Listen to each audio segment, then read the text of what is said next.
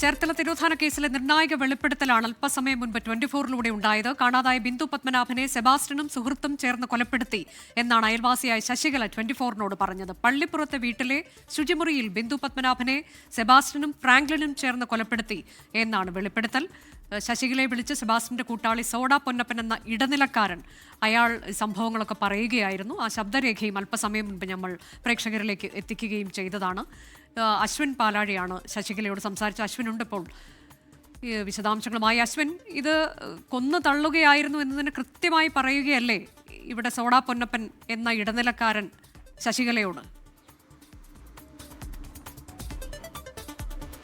തീർച്ചയായും ആ കൊന്ന ഇടനിലക്കാരൻ പറയുന്നു. പക്ഷെ അതിനു മുമ്പ് ശശികല ഈ കാര്യം കേൾക്കുന്നത് ഈ കൊല നടത്തിയെന്ന് പറയപ്പെടുന്ന ഫ്രാങ്ക്ലിനിൽ നിന്ന് തന്നെയാണ്. ഫ്രാങ്ക്ലിനുമായി ബന്ധപ്പെട്ട് നേരിട്ട് സംസാരിച്ചപ്പോഴാണ് അയാളുടെ വായിൽ നിന്ന് അറിയാതെ ഈ ബിന്ദു പത്മനാഭൻ കൊല്ലപ്പെട്ടു എന്നുള്ള ഒരു വാക്ക് വരുന്നത് എന്നുള്ളതാണ് ഈ വീട്ടമ്മ പറയുന്നത്. പിന്നീട് ഇത് സ്ഥിരീകരിക്കാൻ വേണ്ടി ഈ ഫ്രാങ്ക്ലിനുമായി വളരെ അടുത്ത ബന്ധമുള്ള അയാളുടെ സന്തത സഹചാരിയായിരുന്ന ഈ ബ്രോക്കർ സോഡ പൊന്നപ്പനുമായി ഇവർ സംസാരിക്കുന്നു, ഫോണിൽ വിളിച്ച് സംസാരിക്കുന്നു.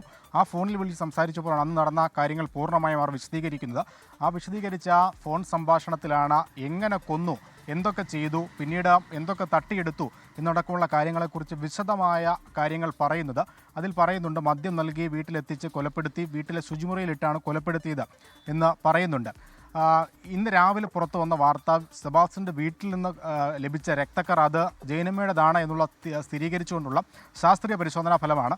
ഇവിടെയും ഈ രണ്ട് സംഭവങ്ങളിലും ഒരേ രീതിയാണ് ഈ സെബാസ്റ്റ്യൻ പിന്തുടർന്നത് എന്നുള്ള കാര്യം നമ്മൾ ഏറ്റവും പ്രധാനമായും ശ്രദ്ധിക്കേണ്ടതാണ്. അതായത് ഈ കൊല നടന്നിട്ടുണ്ടെങ്കിൽ കൊലയുടെ എല്ലാം കേന്ദ്രം പള്ളിപ്പുറത്തെ വീടാണ്. പക്ഷേ അവിടെ നിന്ന് അന്വേഷണത്തിൽ ഈ രക്തക്കറയല്ലാതെ ഒന്നും കണ്ടെത്താൻ അന്വേഷണ സംഘത്തിന് ആയിട്ടില്ല. ഈ കൊലയ്ക്കൊക്കെ പിന്നിൽ ഒരു കൃത്യമായ ആലോചനയും പ്ലാനിങ്ങും രീതികളും അത് പിന്നീട് പുറത്തു വരാതിരിക്കാനുള്ള എന്തൊക്കെയോ ഗൂഢാലോചനകളും വലിയ പ്രവർത്തനങ്ങളുമെല്ലാം ഇതിന് പിന്നിൽ നടന്നിരുന്നു. ഇതിനു മുൻപ് തന്നെ അശ്വിൻ, പോലീസിന് സംശയമുണ്ടായിരുന്നു സെബാസ്റ്റ്യൻ എന്ന ഒറ്റയാൾ മാത്രമാണോ ഇതിന് പിന്നിൽ, കൂട്ടാളികൾ ഉണ്ടാകുമോ എന്നത്.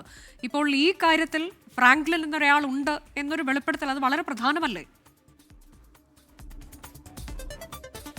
തീർച്ചയായും നേരത്തെ ഈ സെബാസ്റ്റ്യന് ഈ കേസിൽ കൂട്ടാളികളുണ്ട്. അത് ഒരു കേസിൽ മാത്രമല്ല, നേരത്തെ ഈ ഐഷ കേസുമായി ബന്ധപ്പെട്ട് ആ കേസിൽ സെബാസ്റ്റ്യന് സ്ത്രീകളായ കൂട്ടുകാർ സഹായികൾ ഉണ്ടായിരുന്നു എന്നുള്ള കാര്യം അന്ന് അന്വേഷണ സംഘത്തിന് സംശയമുണ്ടായിരുന്നു. ആ വാർത്ത നമ്മൾ തന്നെ പുറത്തുവിടുകയും അന്വേഷണ സംഘം അതിൽ കൃത്യമായ ഇടപെടൽ നടത്തി ഈ സംശയിച്ചിരുന്ന സ്ത്രീയെ വിളിച്ച് ചോദ്യം ചെയ്യുകയുമൊക്കെ ചെയ്തതാണ്. അപ്പോൾ ഇപ്പോൾ അതേപോലെ തന്നെ ഒരു വെളിപ്പെടുത്തൽ ഈ കേസിലുണ്ടാകുന്നു. പക്ഷേ ഐഷ കേസിലേക്കാൾ വളരെ ഗുരുതരമാണ് വെളിപ്പെടുത്തൽ. കൊല ചെയ്യപ്പെട്ടു, അത് അന്ന് ഈ ബിന്ദു പത്മനാഭനെ കൊന്നു എന്ന ഒരാൾ നേരിട്ട് വന്ന് പറയുകയാണ്. അതൊരു ഫോൺ സംഭാഷണത്തിലൂടെ ഏകദേശം ഏത് കാലഘട്ടത്തിലാണ് എന്നെന്തെങ്കിലും അവർ പറയുന്നുണ്ടോ? അതുകൂടി അശ്വിൻ. 2012 കാലഘട്ടത്തിലാണ് ഈ ഫ്രാങ്ക്ലിൻ അവിടെ എത്തുന്നത്.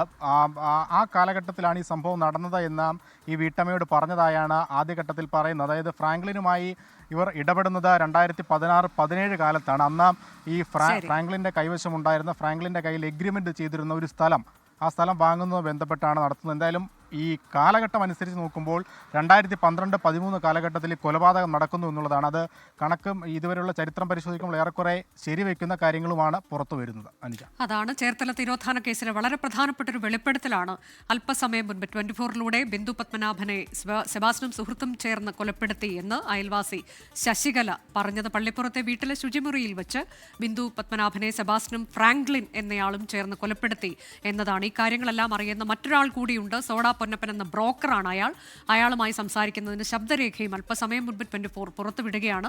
ഇതിൽ അന്വേഷണ സംഘം മൊഴിയെടുത്തിട്ടുണ്ട് എന്ന് കൂടി ആ വീട്ടമ്മ പറയുന്നു. മുൻപും ഇത്തരം കാര്യങ്ങളിൽ തനിക്ക് സംശയമുള്ള കാര്യങ്ങൾ, തനിക്ക് അറിയാവുന്ന കാര്യങ്ങൾ, തൻ്റെ തെളിവുകൾ, പക്കലുള്ള തെളിവുകൾ ഇതെല്ലാം അന്വേഷണ സംഘത്തിന് കൈമാറിയതാണ്. പക്ഷേ അന്ന് അന്വേഷണ സംഘം അതിൽ മുന്നോട്ട് പോയില്ല, നടപടി സ്വീകരിച്ചില്ല എന്നതുകൂടി ഈ വീട്ടമ്മ പറയുമ്പോൾ അതിൽ ആക്ഷൻ കൗൺസിലൊക്കെ പറയുന്ന സംശയങ്ങൾ ബലപ്പെടുത്തുകയാണത്.